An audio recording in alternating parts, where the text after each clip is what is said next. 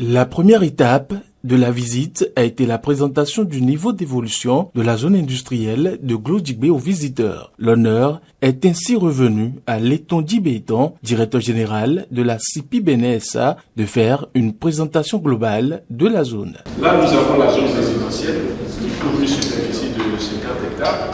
Donc là, nous allons engager la construction des premiers logements d'ici à peu près 1 mois et demi. La délégation conduite par le préfet de l'Atlantique, Jean-Claude Kodia, a visité les unités de confection de vêtements, les unités de transformation de cajou et les installations de la société Bénin Textile, l'une des unités intégrées de textile de la zone industrielle de Glodjigbe. Au thème de la visite, le préfet de l'Atlantique a tenu à exprimer toute sa joie face à ce qui a été vu. Je suis très heureux aujourd'hui d'effectuer cette visite à la GDIZ avec mes collègues pour venir constater la dynamique qui s'impulse ici pour la transformation structurelle de l'économie béninoise. Je voudrais tout d'abord remercier le directeur général du CIPI pour la très bonne organisation de cette visite qui a permis à mes collègues et moi de voir le travail concret qui se fait. Nous pouvons dire au terme de cette visite avec conviction que le chef de l'État, M. Talon Patrice, a enfin montré à la nation béninoise la voie à suivre. Unanimement, ils ont pris l'engagement de devenir des ambassadeurs de la zone.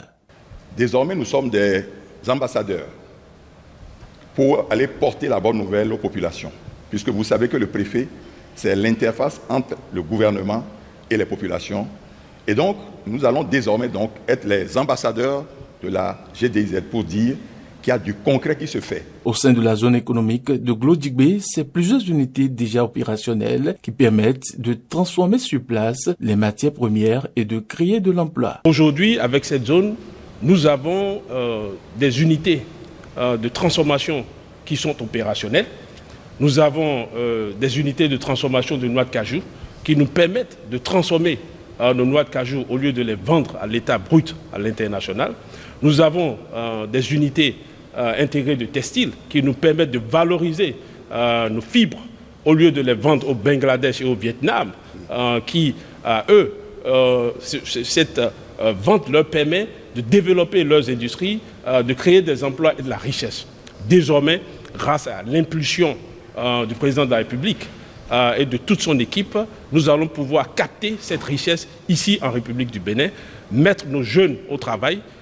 Comme vous le savez si bien, nous avons plus de 10 000 jeunes qui travaillent déjà ici dans cette zone.